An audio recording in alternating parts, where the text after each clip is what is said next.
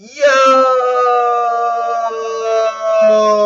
What up, TPE? This is Cory MJ23STYLEZ here, and sorry if you had your volume turned up real loud and I scared you. I'm just excited to get started on this next series, and just want to make sure you guys are up and ready to learn a thing or two.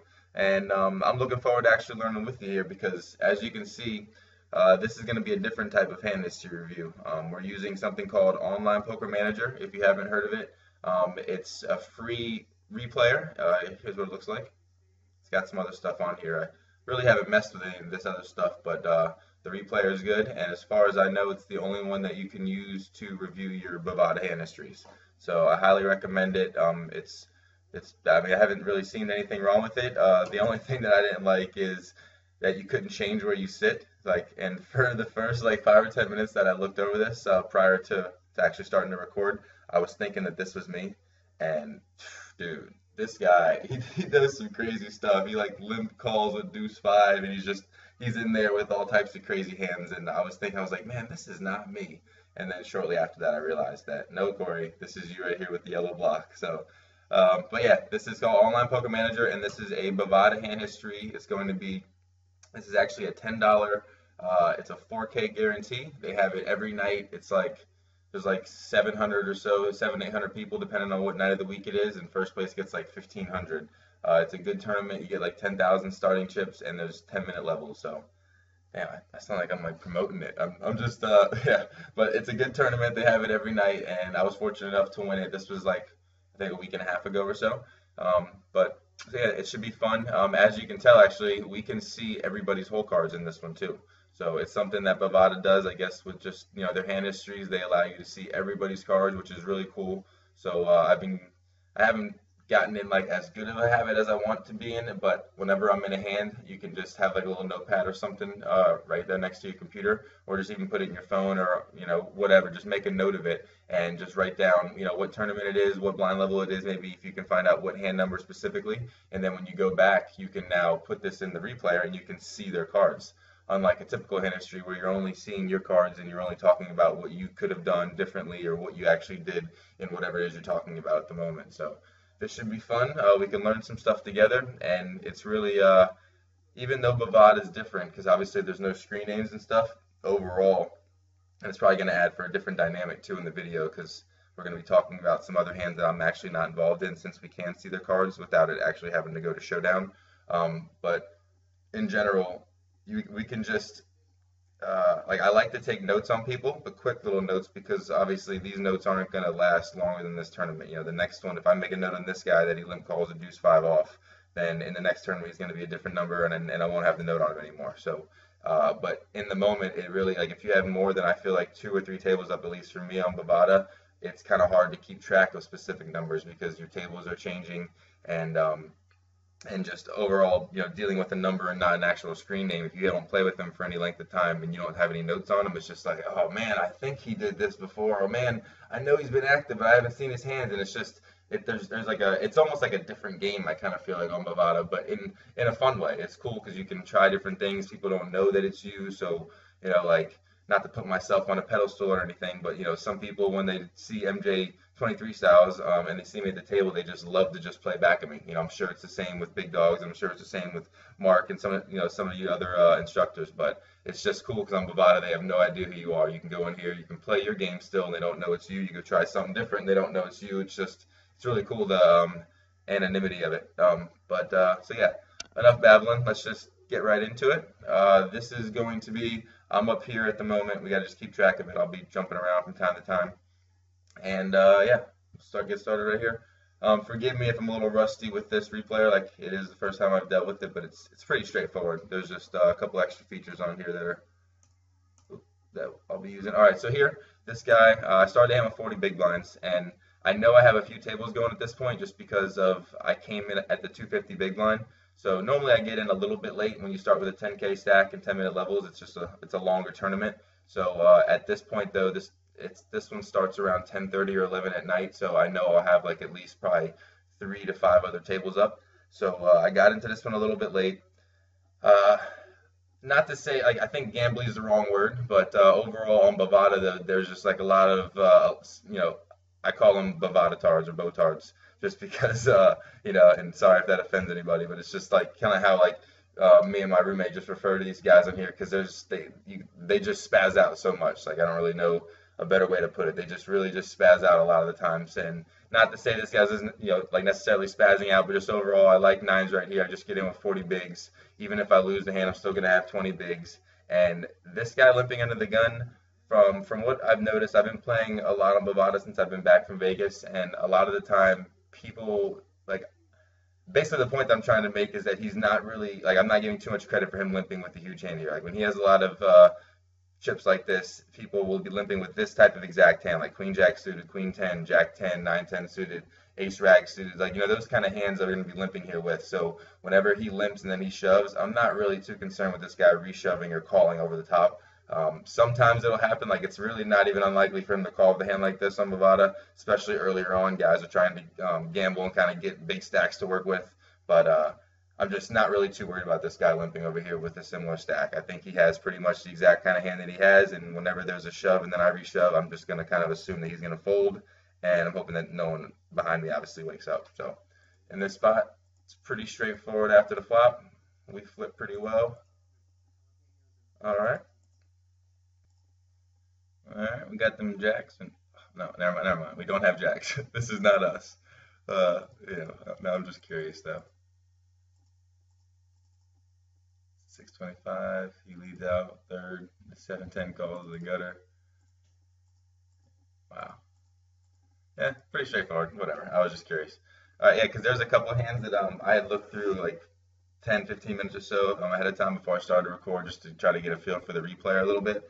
And there was a couple hands that just because, we can see everybody's cards, I think it would bring up some interesting conversation or just things to talk about whenever we can see their actual hands and how they played certain spots that we would normally not get to see. So there's one coming up in a little bit, but we have a couple hands that I'm actually involved in we could talk about. So now we got about 60 big blinds or so, 60 bigs, and I like to make it a little bit bigger here. It's an 8-handed table. I just feel like going from like either I'm gonna make it. I never really like to make it just min. I've started to make it min more on Bovada, but I always like min plus some. But I typically like to go bigger, especially on this site in this type of a tournament with just these type of hands because you're going to get called by, as you can see, I'll get called by the ace fives. Doesn't matter if I made it 5 or probably even 800, he's still going to call. And then obviously 4 is going to be in there with a 30K stack. He's been doing some work. Oh, that's a nice flop. The flop is very nice. And I do this a lot here on this site really because I just feel like you're going to get called by so many hands here. Like for me, like when you bet 1/5, people will call you with this type of a hand right here, as we can see. Oh, and even this type of a hand as well. Like not necessarily being results oriented in this spot, but this is an example of it because they will call you when you're betting 1/5 and they're like, wow, 500 for me to see 3,500. All right, I got to call. See one more, especially because he already has chips. So I'm still probably at this point though, in my thinking when they both call, I'm loving it, but I'm not thinking that he has too strong of a hand. But I just think when I lead for a 1/5 of the pot, it leaves it open to spaz because most of the time, it could look strong, but a lot of time it just looks weak. So many times, and I think there's a few hands we could talk about where people just lead out for real weak, and when they bet weak, it is weak. It's rarely that they're doing it as a trap or to like try to induce you to raise. So when I bet 500 here into 2 other people, ideally hoping that they raise, but I know that they're going to call with pretty much any ace, obviously any queen, any flush draw, any king jacks, any king tens, any straight draw really, or even pairs like this, just because of the odds that I'm giving them. So I don't mind doing this. It's giving him a chance to raise me. It's not representing much on my end. It's building the pot, excuse me, and it's also giving them the opportunity to spaz on me. All right, so that's pretty much the worst turn card ever. Now we're chopping and pretty much play straightforward from here. Yeah, choppy chop. So that sucked. All right, but now this guy, it's interesting though because now I can see their cards right here as we're looking at it, but in the moment while we're playing this hand, I didn't get to see it. But when we're looking at it and he leads for 250 into this, look, he's betting weak. So my statement that I just made prior to where people betting small with weak hands, like this isn't necessarily a weak hand, but he doesn't really quite know how to bet it, I think. So whenever he just calls right here, I don't. It's interesting because we'll see on this turn card. But if this turn card doesn't come, I'm curious how he plays this turn card. Say it was like a jack of hearts or just like a four of hearts or something. Would he be or would he be passive with this king queen considering how small he bet, or would he be still? See, and now he bets a tenth of the pot. Like this right here, it kind of is like, man, please don't raise me. I'm just gonna bet to find out. He's like, I don't think he's doing this to induce this guy, this type of a player. So he ends up calling right here, but I'm curious if he raises, what does he do? Like, was he doing this to induce, or was he doing it because he's like trying to pot control and just he feels like he has to bet something, but he doesn't want to bet too much because in case he has the flush here. So, and then this river comes and it's pretty much, but it's funny. He just flats here with the king queen. I mean, obviously pocket tens could be in his range, so I guess really there's technically no point in raising, but I don't know, it's just funny that he just flats like there after limping, and like overall the way that he played this hand. Whenever I seen that, I'm sure that I made a note on the way that he bet min like that. Again, he's limping with the king 10 and just shoves. And this kind of guy, see, like he's not super fishy to where he's gonna just limp call. Oh, it's suited, I'm gonna call and gamble, but he wants to see flops. Like this type of guy, like limping, folding often. I'm sure I'm picking up it on this point. Depending on how many tables I have, like I said, I'm like Bovada, it's a little tougher unless, like especially if I have more than 4 tables up, just to keep track of individual numbers and what's going on whenever I'm not in the hand. But whenever you get to see people's cards like that and see them limping, I like to just make a note, quick little note. Even though you don't get to keep the note, it's not going to stay. It's only for this tournament, but it'll help you just when you go back and you see a note that you have on a person, remember, oh yeah, that's right, that guy did this. So it just really helps whenever you have multiple tables going. All right, now we're going to fast forward a little bit. All right, so got 50 big blinds. They went up to 150 and 3. I'll open here with the jack 7 hearts, feeling a little froggy. Get flatted by a similar stack size, and then we get over flatted. Overall, the big blind doesn't really ever have a hand, especially. But on this site, I think that statement holds true way more of the time. Anytime someone has odds, they have any chips in the pot, even if it's like, I mean, this kind of hand's pretty bad, obviously too. But just really, this is not uncommon. This is going to happen a lot, and as we probably go through this hand history, you're going to see people just defending. When they have chips in the pot, they're going to be defending or just calling super, super wide majority of the time. And if they're raising out of the blinds, it's pretty strong. Like most of the time, people aren't bluffing when they don't have it out of the blinds, especially like earlier on, but like pre money bubble. Not going to say pre-ante, but pre-money bubble. Like later on in the tournament, even when the pots get bigger, they're not really bluffing too much of the time from the blinds.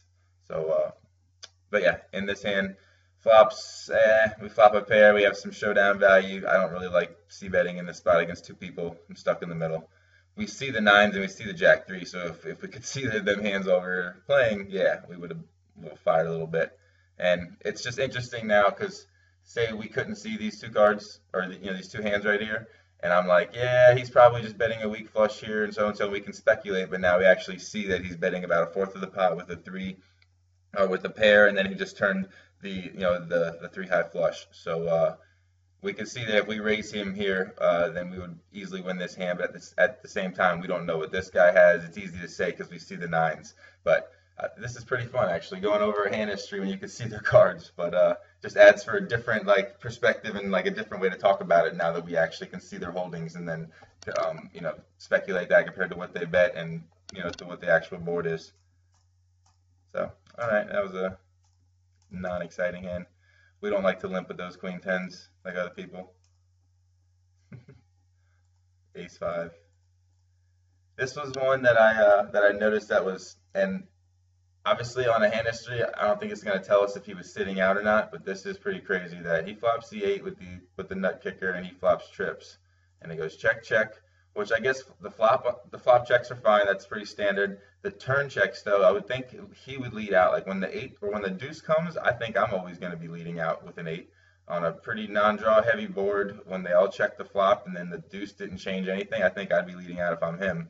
And I think if I'm him, I'm like, all right, well, the pot, need to build the pot at some point with this hand. Let's go ahead and bet 400 or something, because if anybody has any draws or any type of hand, any pair, any draws, you're going to get value more of the time on the turn because there's a chance for them to improve. You can't really bet on the river because then if they don't improve, they're not going to call you. And if they, I mean, I guess they could improve to catch up in a sense to call you on the river, but at the same time, I just always like betting on the turn because I think it's more likely that you're going to get a call instead of on the river. It's like, all right, well, what is he betting on the river? All right, what do I have? Should I call or should I fold? On the turn is different because now if they have any type of draw or any type of hand that can improve, now they're going to be more likely to call you here. And I just feel like this would be a good time to bet, but they both check.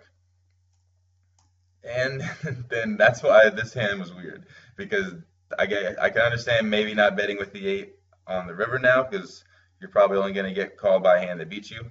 But why is this guy not betting? And I mean the check's fine, but why is this guy not betting either? So he might have been sitting out, might have been timed out. I don't really know, but that was just weird how he played that hand. Interesting to see too. All limps around. All right, we're going fast forward a couple, and I got the ace queen in the small blind. This is another one that's interesting just because we can see his hand. But when I make it, I like to raise bigger again with these value type of hands. People always think that you're going to be stealing, and because they call such wider ranges, I like to make them pay more. Like just get more in the pot on the flop. When you see bet, you're going to take it down so often that why not have more in the pot? Since they're going to just fold so often. They're going to defend wide and they're going to fold often, so why not raise more?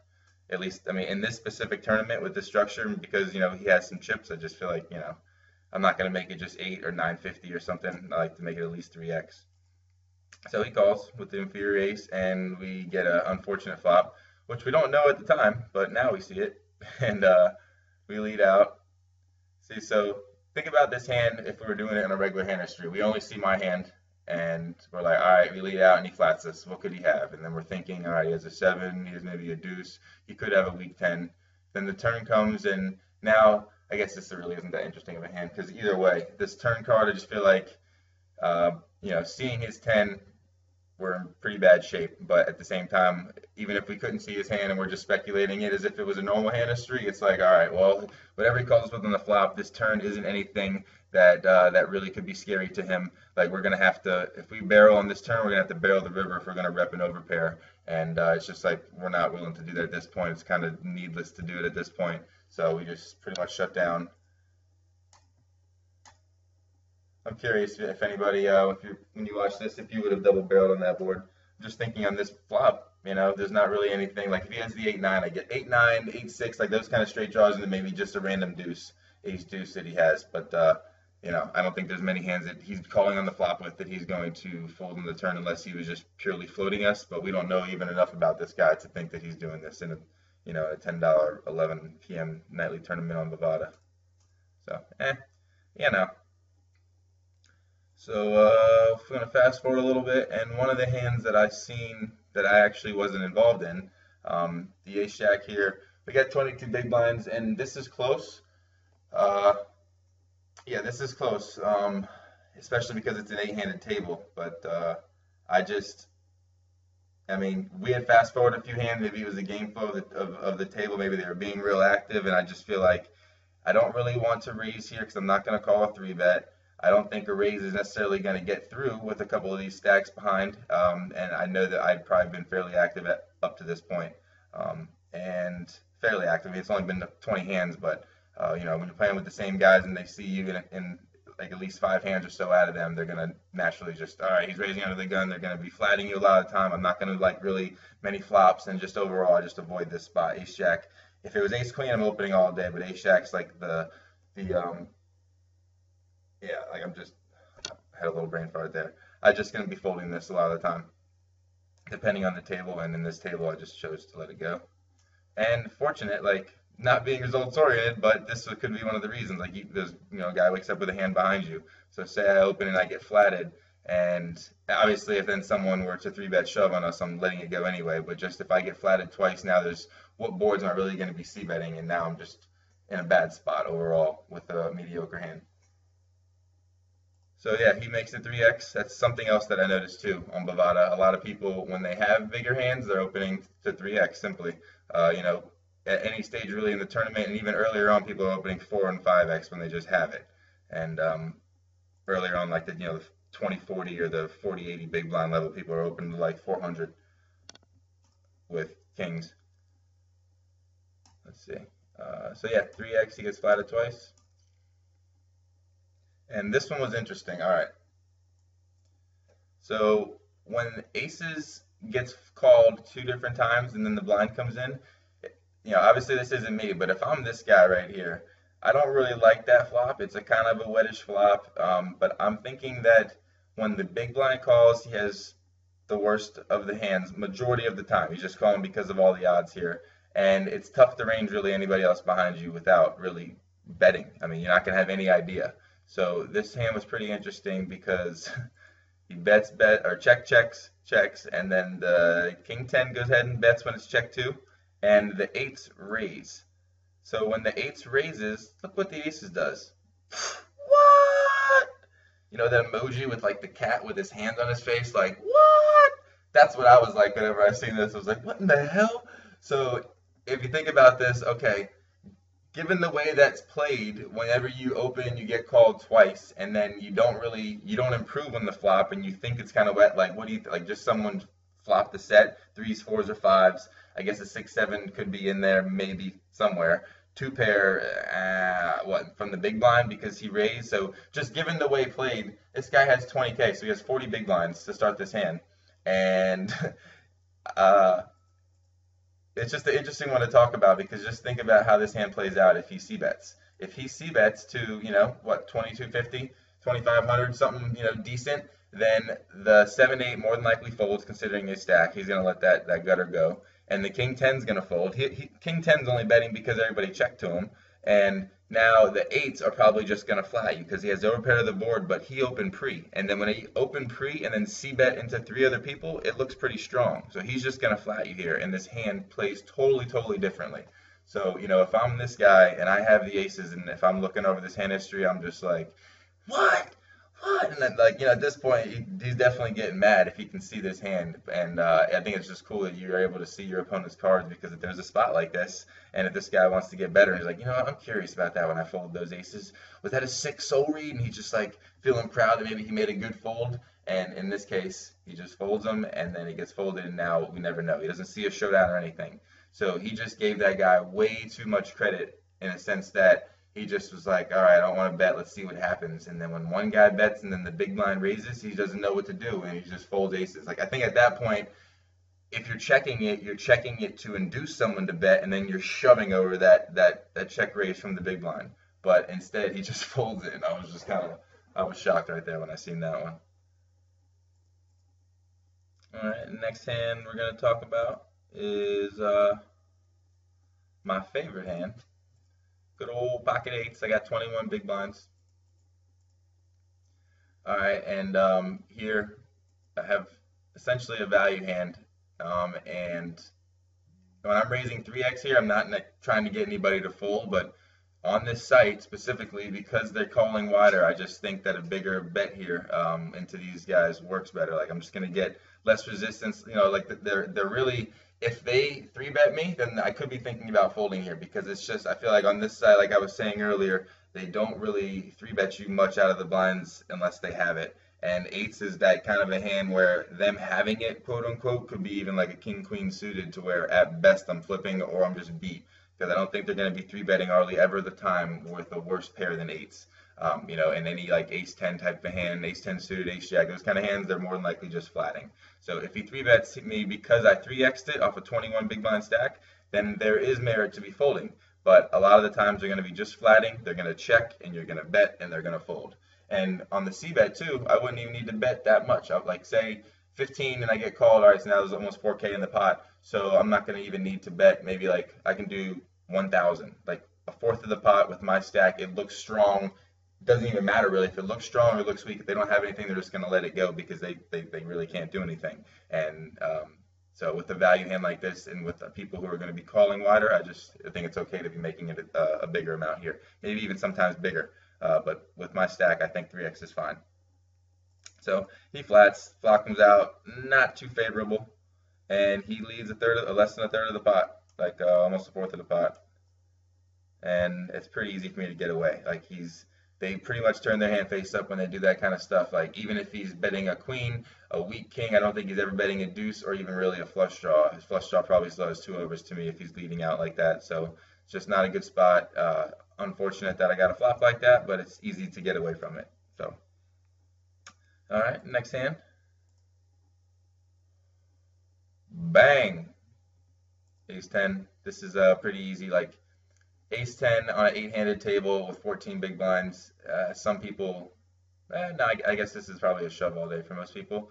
But right here, considering that I was already planning on shoving, if like I'm down with shoving with it, I'm prepared to go with it if someone 3-bets me. So if I'm already prepared to do that, I'm gonna make my hand look a little bit stronger because there is a chance I can get better hands to fold. Like, it's unlikely, but it just gives me that slight edge that I can get them to fold maybe a better hand or a hand that has good equity against me that I really don't even want in there. Like, oh shit, 14 big blinds, he's min-raising in early position. I'm just gonna let this ace jack, I'm gonna let this king queen go. Or sometimes it's common for you to see that when you make this kind of a play.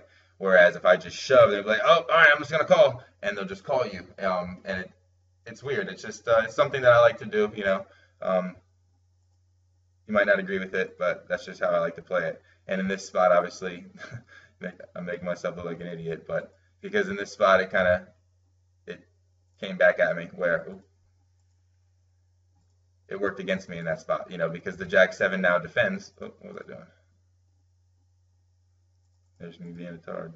All right, yeah, so in this spot, he defends, he has his heaps, and maybe this is something that I didn't notice at time. Like, I might have made a mistake in the moment too, because if I notice that this guy has heaps, then I know he's going to be calling me wider, and I don't necessarily want a caller wider, but I'm prepared to play this hand in position. But, you know, really ideally, I'm using these as blockers. I'm trying to get it through and just build my stack slowly to wait for that spot to be able to get in for a double.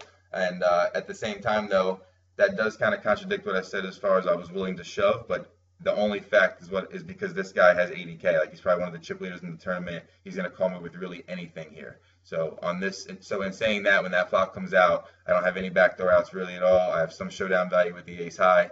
I don't think he's going to be folding with any draw or obviously any pair. So me not having many chips left and a SPR, what is that, 2.5 or 2.5 to to the pot, I really can't be c-betting.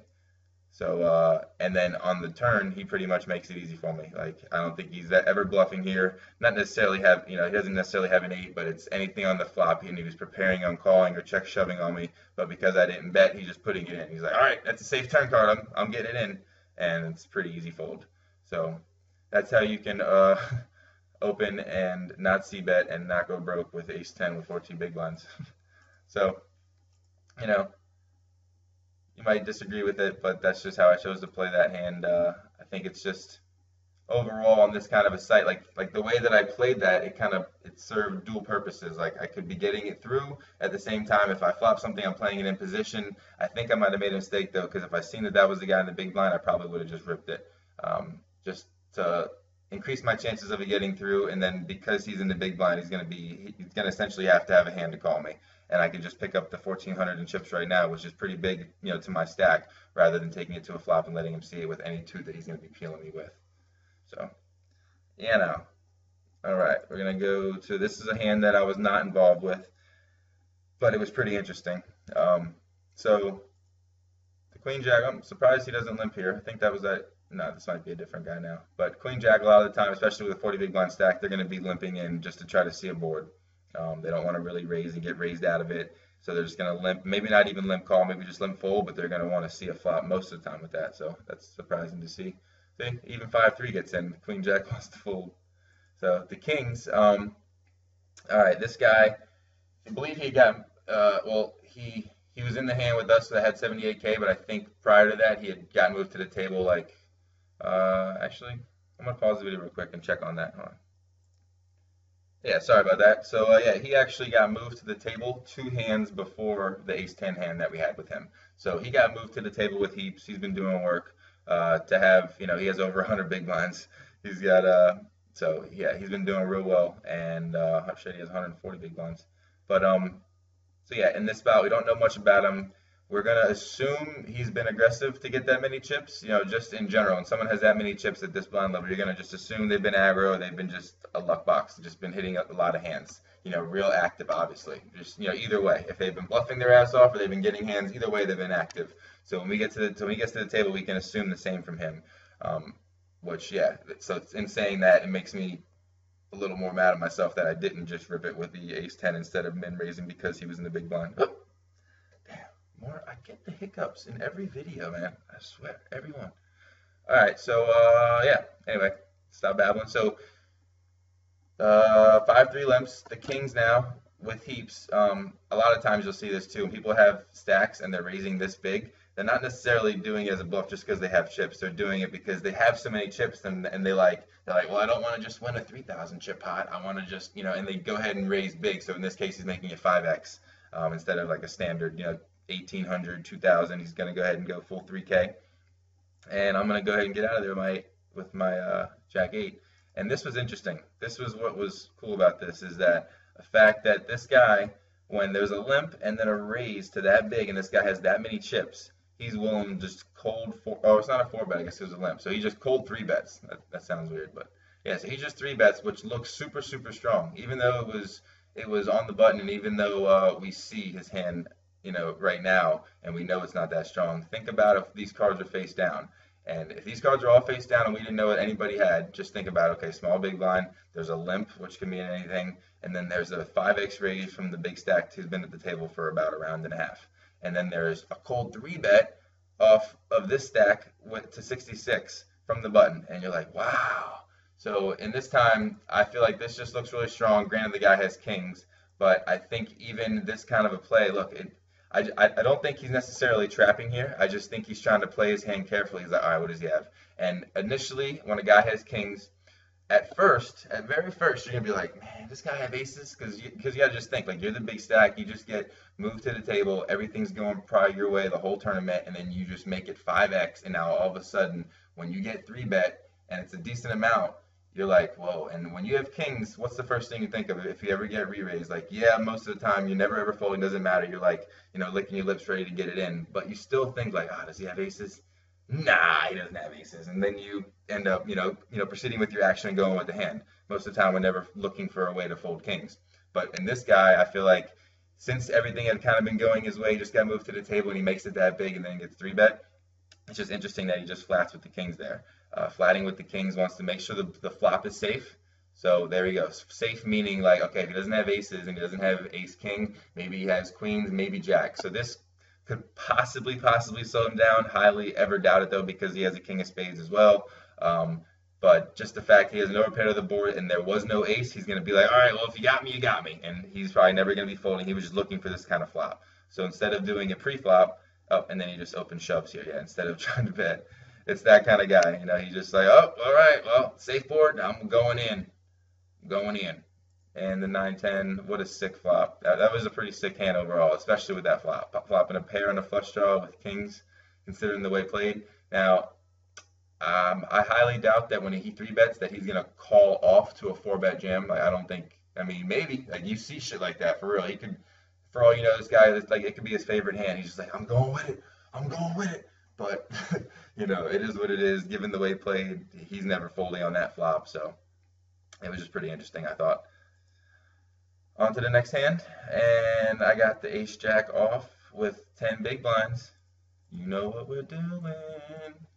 So here, I don't really, looking back at it, I don't really like this spot because it's making my hand look real strong, making it half my stack. But I just know, like, granted, we feel like this guy is going on a little downfall here. Like, he just had the 89K, whatever it was, and then he loses with the kings. So initially, when we see that and we see him limping, we know that he's going to be calling like a lot of the time. I don't think that another 3163 is going to matter. I think he'd still be calling with a lighter range. So really, we could just be shoving here with this hand. There's no need to try to, you know, be tricky and get it in. I don't know really why I was doing that. And then on this kind of flop, he just puts me in. I'm going with it, and we hold.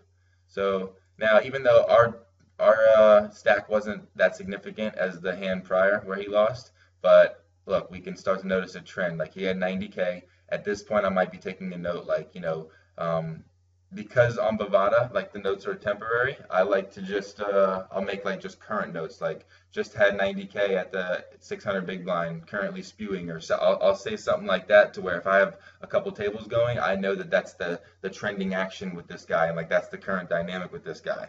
Knowing that if he busts, okay, the note's gone, whatever, it took me 2 seconds to write it, but if he continues to go on a little, a little spew, blah. You know what I mean? Just like continue just to give it away. Sorry, another bad part. Then now I have this little note here where if I have 4 or 5 tables out, I'm going to remember, oh, okay, say his number was 236. All right, 236 is spewing right now. He's spewing. You know, if we get a hand, we're getting it in. And it's just something real quick on Bovada that you can do where when there's no screen names, if you just see like the little note next to him, hover your mouse over it, and boom, you see the little note, and now you're like, oh yeah, okay, that's the spew guy. I'm just going to call, let him just give it to me. And you can, maybe take a different plan of action because of a little note that you had. And, some people don't like taking the notes. I think they're imperative, especially shout out to Mark Aliotto, man. Like, I like that last series with the emphasis on note taking, just because it really, like, I mean, I've always took notes. I've definitely always taken notes. It's just cool to see how other people take their notes, and if they do little quick ones or if they do detailed ones, if they, like my roommate does color coding, and he doesn't really take too many notes because he has a lot of tables up a lot of times, but he will do the color coding and then add a little note here and there whenever he gets a chance. So it's just interesting, and it's definitely imperative, I feel like, on a site like Bovada, where there is no screen name, you don't know anything previous on them. For even the guys that use a HUD, you don't have any notes on them, with the HUD, unless, well, I think you can use actually a HUD on here, but it's just specific to what you've like been playing with them in this tournament. So if we've been playing with a guy for 10 hands, you can't really use that info like too reliably. So, but yeah, in saying that, we now have 17 BBs. And I think this is just a hand we're going to fold. Yeah, we let that one go. Really, I guess we could have went with it. But again, this guy, he limps under the gun. We have a hand. Ace-10's decent hand, but it's like, it's the hand that like you're not like thrilled to get action by. And at the same time, when we know that this guy's like in current spew mode, we know he's never folding. So we know we're definitely taking this hand to a flop against a guy who's probably not going to fold and probably going to just put us to a decision if he hits anything on a flop. So in that case, 17 BBs, I just think we can fold, considering the current dynamic at the table. And when I say dynamic at the table too, this is something that I kind of wanted to go over. I'm not really sure the best way to describe it, but whenever you're playing poker, and like I get this from playing live, and it just kind of translates to online. And as I've been playing online more now, because I haven't really been in the online mode for almost a year. I've been playing like here and there sporadically, but I used to play a lot, and now I haven't played really at all. So it takes you a little bit to get back into that groove. And I've been home for 3 weeks or so now, and home from Vegas. I've been putting myself through like this boot camp, and I've just been going over a lot of videos. I've been listening to my notes and stuff that I took in Vegas, myself, like voice memo notes, and like making note cards and stuff about tells and stuff that I just recorded about people, just all types of stuff that I've been doing just to hone just my game better. And online specifically though, I feel like you can get in your zone better or quicker, especially going over hand histories. And now with this, whenever you're able to see everybody's cards, it's just going to help you pick up on stuff quicker. And what I mean is, like, when I look at the table and I can quickly spot a dynamic of, okay, the dynamic here is I have 17 VBs, I just doubled up. This guy, he just had 90K, and now he has 50K, and he just limped under the gun. And then just like quickly look at the stack size behind me, look at the whole dynamic of everybody and like how they've been playing just in the moment right here in this given situation. And then with that situation, it applies to your hand. So overall, some people will be like, oh, 17 BBs, middle position with ace-10, I'm going with it. Or someone might say that overall with how you would play this specific hand. But then whenever you look at the dynamic of the table and you rethink it, and you're like, all right, well, you have this guy who just had a bunch of chips, and he's in the process of spiraling down. He's probably going to call me with anything. Do I really want to go with it with this guy? Do I want to get it all in and possibly get, like, and you're just looking at everything, and all this decision making and stuff is going on in my head in like a matter of 2 or 3 seconds. And you're just looking at the spot and be like, no, this is not a good spot. Ace-10 might at first look like a good hand. You should be going with it, but no. In this spot, the dynamic of this current table is not a good situation or not a good foundation for me to be going with this hand, in my opinion. So whenever I'm playing though, and like especially reviewing hand history and talking about it out loud, and you're able to pick up on these spots in the moment though when you're playing, that's how you know, like, I feel like you're getting better whenever you're able to pick up on these spots where you don't necessarily have the hand, but you know this is not a hand that you should be going with, and this is the reasons why. And it's I don't know how really how to describe it. It's just something that when you feel like you're getting better at and you're able to do that more consistently, then you're in the right direction. So here, limp, limp. This guy checks. This guy bets with the nut straight, and he calls with the 5. You know, this guy, he's like, oh, I got a pair. All right, I'm trying to get back to 90K. Come on, let's hit. And then he gave up on the river. I'm surprised he didn't just call here with the 5. But so yeah, this guy, the same trend's going. Pretty standard hand though as far as the action with the Jack 10. All right, just kind of curious to see if he gives anything away in here. No, but he's gonna stay active. Let's see what he does with the Ace Jack. All right, so this guy makes a 3x again, making a 3x with a good hand. Like, we're gonna notice that a lot. Like, if this was Ace 10, I think it'd be 16. But it's Ace King, he makes a 24. So he flats 24. Checks. He's gonna give some away. This guy checks. Now he gives up. He's gonna check. Oh, I'm surprised he didn't try to fire. All right, so now he lost another little chunk. Goes from 90 to 50. Let's see. Oh, all right. Getting caught up in watching this guy. What do I do here? Yeah, I'm just going to go ahead and fold this ace. Not really any point in getting involved there. All right, so now this hand. Oh, no, not this one. This one. All right, we got them 8s. 15 big old blinds and them 8s. We just go ahead and rip it. Right here from the cutoff, I don't want to necessarily raise and make my hand look stronger in this spot because I'm going to be getting called wider. I can get called by pretty much any ace in these blind. Well, the big blind and then the button also has a stack. You can call me a little bit wider, but correctly. Like, you know, king, queen, I'll probably call me with ace 10, ace jack, even ace 9. So in saying that, it could get through, and you know, I could pick up the 2K, increase my stack, or we could get called like here, and we're gonna go flipping, and we just turn a boat and win the hand. That's good. So we're winning the all-ins. We're in it, just being a ninja, picking up spots, and at this point too, 800 big blind, we're not really near the money. I think we'll get near the money around the 1600 level, I want to say, in this tournament. So let's go ahead. This was one of the hands actually that I want to talk about that I was not involved in. Yeah, so Mr. Spewy, he go ahead and makes it min under the gun. Now, he's been really active, but he's been limping active, like limp call, he just limping going to the flop. So when he mins it here, we're going to give him some credit. Like, I'm not in this hand, but just overall, I'm thinking if we're watching this hand, he probably has something. But as we see, nope, it's just a king 4 suited. He wants to get in there. This guy just flats the ace 7 off. Interesting. King 10. All right, and the flop's 8-3 deuce. So this guy opens and he feels like he has to continue. But again, this is something when people bet weak, it's pretty exploitable. And in this case, we can see his hand and we know the current dynamic and what he's been doing. So if I'm in my position, or if I'm in these guys' positions, I should be picking up that this is weak. And weak, I don't think he's ever doing this to try to induce us. Like with his stack, he had 90K and he had been betting bigger and been active. In my mind, this guy wants to get up to 90K again. So if he had a good hand, he's going to be betting bigger because he wants to get the pot bigger so he can get more chips. So he's never going to be betting 800 here with a big hand. This is like, I want to bet to win it, but I don't want to bet too much, so I'm just going to click the little min button. And that's what he just did right here. Like, that's what I'm thinking if I'm these two guys. So I guess the ace-7 maybe picked up on that, and he's flatting, and obviously with betting an 1/8 of the pot, or what is that, a 1/9 of the pot. So yeah, and the king 10's in there as well with 2 overs. So they both picked up on something. You know, obviously they don't have anything, but they're just calling because of how small he bet. And now this is, again, he does it again. So if you're going to bet small and get flatted twice and no one raised you and showing any strength, and you're going to try to win this hand, dude, bet more than 1/11 of the pot. Is that what it is? Yeah. He bets an 1/11 of the pot. So this is so stupid, super exploitable. If I'm these guys now, a raise should be coming in. Yeah, there he goes. He picked up on it. Great bet. He thinks he's probably repping the 8, or he could just be picking up on the same vibe. Like, dude, what is this guy doing? Like, what is he really repping, betting that small? And it just makes it a little difficult because this guy flatted behind, but really, if he could be flatting with anything too. So if he doesn't have an 8 or anything on this flop that he was playing slow, then he's going to be folding everything. So yeah, this is a pretty straightforward hand, but it just shows how exploitable betting real weak is here. Like, guys, like, if you find yourself ever doing this and you're just like, yeah, I do that sometimes, like, don't. Just take it, like, really checking could be looking stronger than you leading out here. You know, try check raise. If you have like a flop like take this 8 away, and say it's like right here.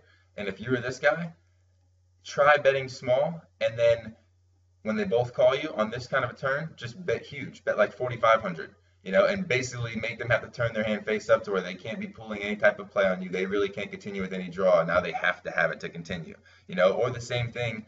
Actually, the point that I was trying to make is if you don't want to bet because you're betting so small, like instead of betting 800, and you don't want to do the 800 and then bet big on the turn and that being your plan of action, why don't you just check? And then if you check to them, it's not going to say super likely, but if you check on this kind of a board, it's likely that someone in position is going to fire. Like this king 10 will maybe fire 2,500 or something.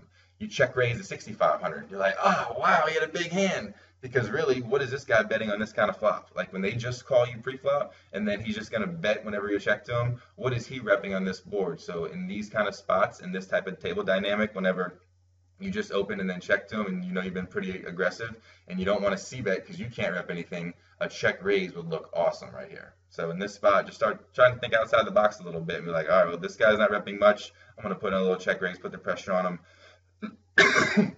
Excuse me.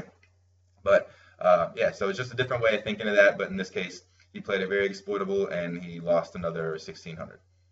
And he's on the downward spiral. Whew. Need to get a sip of water. Sorry about that, guys.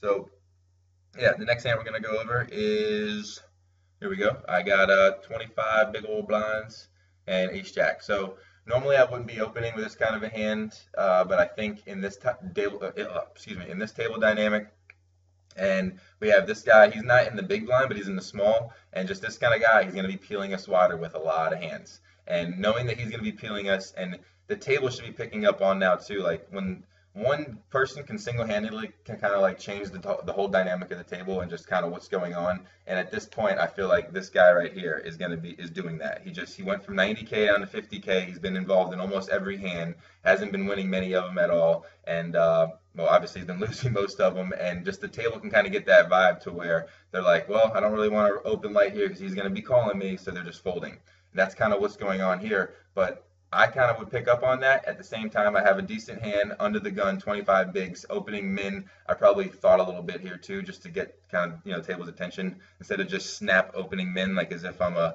reg that just opens under the gun all the time. You think about it for a little bit, get them looking at you, and then you min. I feel like it just adds more value to your hand. It makes it look a little stronger.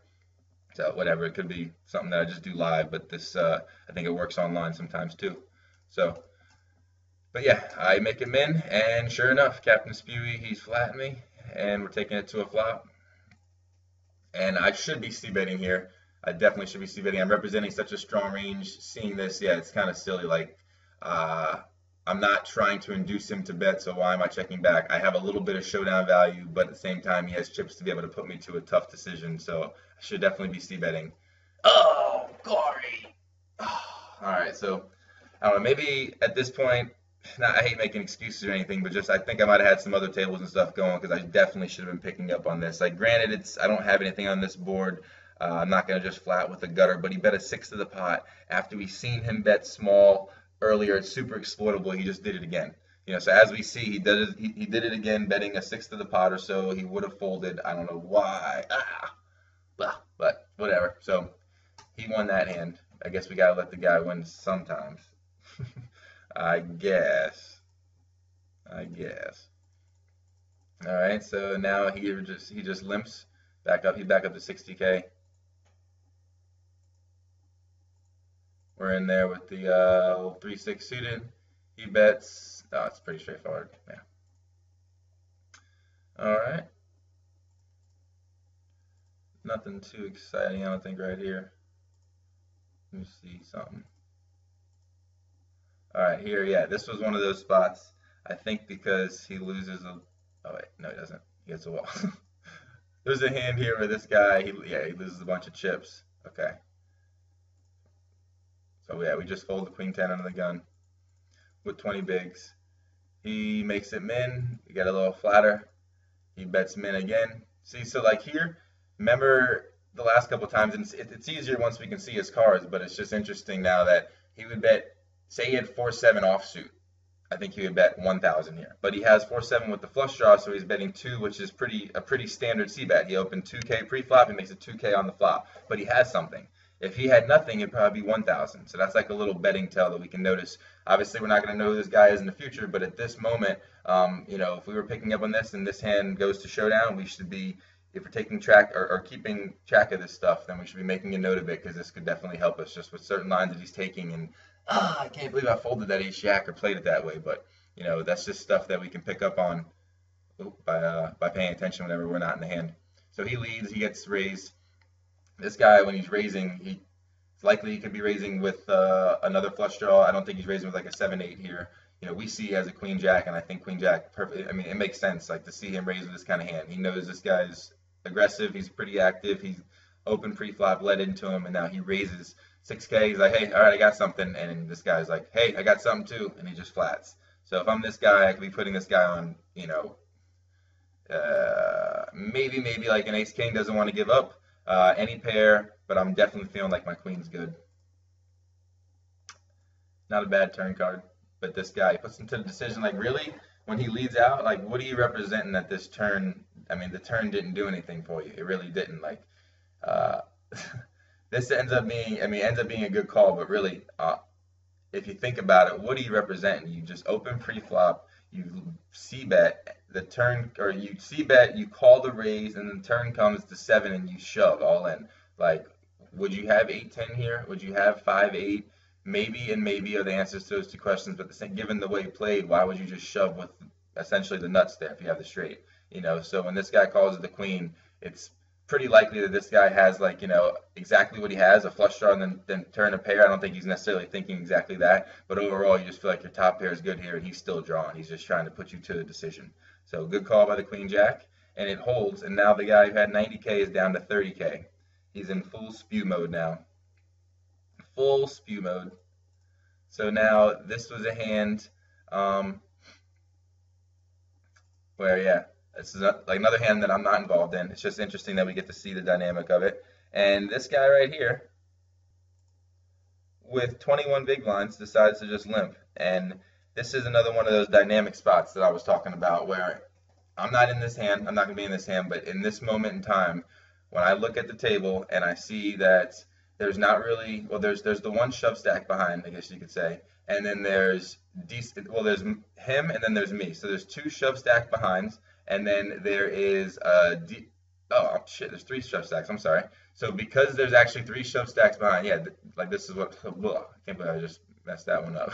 But basically, when you're looking at this, you see there's a shorty in the big blind, likely to, well, not likely to shove, but he's low, so when you're limping here, obviously you're hoping that he picks up something that he's going to be going with, like whether it's any pair on the flop that he just shoves with, and you still have, you know, obviously the aces, or if he's going to be shoving pre, and then you can try to induce other people if you just flat or something. But in general, whenever he's limping here and I'm looking at this spot, say I had like a king queen, like take away the kings over here, because obviously you know they're going to be getting in. Take away those kings, and I had anything tempting, I would look at this table dynamic and be like, you know what? This guy limping off a 21 big blind stack with these shove stacks behind, he definitely has a huge hand here. Like, I'm not looking at this being like a queen jack suited or queen 10 or anything, like just trying to limp to see a flop. I'm looking at this as like, whoa, he's strong. 21 BBs limping right here, boom, and just in a matter of a couple seconds, you kind of take everything in. You see the stacks behind you, you see the stack right here, and you're like, all right, this is a big spot. He definitely has a big hand. I'm letting it go. But now in this case, it's pretty easy. I can't believe this guy just flatted. In this case, it's pretty easy though. There to a limp or 2 limps, and then he raises. I have nothing either way. But if I had anything tempting, king queen, something like that, even maybe an ace queen, I'd probably be folding here. It's crazy. Like, yeah, 16 big blinds, ace queen. I think I'm letting that go here. Yeah, just overall the way that we've seen this guy play, we think that if he had something he's just trying to see a flop with, he would just be limping behind. But when he makes it this big against these 2 stacks, like this stack are smaller, and when he makes it that big into a 24K stack, he likes his hand. So I'd be folding everything here. Yeah, queen jack, pretty easy fold. The ace is just flat, saying, hey, I have a huge hand. So yeah, so even further now, I'd be like, well, see, I knew it. I knew he had a huge hand, just because given the way playing with the stack sizes, the dynamic of this table just screams that that's a big hand. Just screams that. And it's easy to say that when you're seeing it and you see that he has aces, but just in general, if I was at the table and I noticed that spot, that's a spot where this guy limping in this area has a big, big hand. So this hand then plays pretty straightforward. He shoves. And yeah, that was that was a pretty standard hand as far as post flop goes. So yeah, and then let's see. What was interesting though, now right after this hand, now in my mind, when I get a big hand and the table's seen it, so they see me have aces, and they seen that I limped with aces, I don't think I'd be doing what this guy does and limps again. But granted, when I limp and do that, I know that I would be doing this with like any hand that I wanted to see a flop with, or wanted to just get in there with. But because I didn't want to necessarily call any shove stacks or anything, this is a time that I could be limping, and I could get away with limping because I know that I just limp with aces. So the table's like, oh, he just limped with aces, now he's limping again, and they're gonna think you have a big hand, but I wouldn't have a big hand if I was limping here. Now this guy, it's tricky because he chose to limp again right after he just limped with aces. And there is kind of like a reverse implied effect to where he could be like, well, he limped with aces, he would never limp with aces again, and now you're going to be getting them to like kind of reverse psychology, like, wait a second, he wouldn't limp with a big hand again. And I guess it worked because this guy just shows with the 5-3. So yeah, granted, this guy was on a spew train downward anyway, going from 90K to now 10K. After, I mean, he did get cooler aces to kings, but just in saying that, I think he can pick a better spot than the 5-3 to shove. Maybe he just thought he would never limp with a big hand twice, So he did, and that guy busts. And now, like I was saying earlier, the one guy single-handedly changes the dynamic of the table. So now the whole dynamic of the table is different because that guy is gone. And there's still the shorty stacks, and some people had doubled up like this guy. And knowing what we know about how he limped with two big hands, it's just like, all right, this guy could be a good player, or he could just limp with all hands. And we really don't know. It's going to be interesting kind of going forward, seeing what this guy does. So in saying that, though, we don't play this hand. We're going to go over a few more for this video. Yeah, we're going on a little streak here. Well, not this hand. Sorry to give it away. So here, this could be one you guys criticized me for.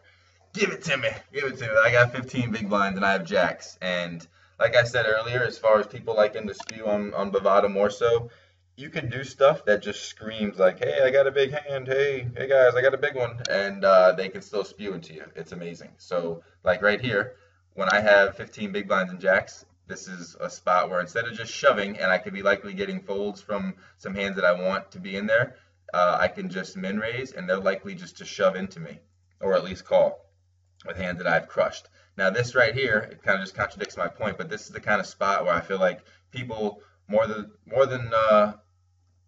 I don't really know how to put a percentage on it. Like I'd say a fair amount of the time they're going to be rejamming on you here with this. Even though your hand looks strong, they're going to be reshoving you like sevens. Oh, check, got them, boom, and they just give it to you. It's crazy. So instead of just shoving and getting called here, I like to min and kind of induce the action, especially because you have these two shove stacks over here. So now imagine if I open and then this guy shoves, or even if one of these guys shove, and now this guy has like a questionable hand or like sevens, he's gonna like be in the middle of these two decisions, like, damn, I got sevens or sevens through tens. He's like, man, all right, it goes all in. What do I do? Just call, or do I reshove? I can't just call. I gotta reshove. And just by me min raising with these stacks behind, I have the opportunity to get more chips because of these stacks behind. If that makes any sense. So yeah, and this hand is actually really interesting because his flat right here ends up saving me. And I believe, yeah, this is the hand where it comes king high, and I'm able to open pre-flop. And now I don't want to just necessarily give up. Like this guy could have, granted he's low on chips, but he could have a wider range still defending from the big blind just because of how many odds he has, or how good odds he has. And this guy doesn't necessarily have to have a king either. But I feel like with me opening with the 15 big blind stack, and for me to c-bet, it just looks really strong. So I'm willing to c-bet here. And I get flatted by the sevens, and now when he shoves, he makes it really easy. Like, I don't think he's ever going to be bluffing here. I think he might have just would have open shoved on a flop with a flush draw, but whenever he check shoves, it just screams strength. I don't even have a club backdoor, like a blocker to the flush draw, so I'm just definitely folding this, but it's cool because I was able to open. Granted, I didn't have to c-bet into two people, but I chose to open, c-bet, and I didn't go broke with jacks with 15 big blinds. And made a good fold, and we can see he has the ace king. You know, I doubt he showed that hand, but we can confidently see now that we made a good fold. And then we go on to win the tournament, which that's a hand that we could have busted. You know, it's cool whenever you're going over a hand history that you can go back through and see hands that you could have busted on, but you didn't bust on. You're like, yeah, I'm a ninja.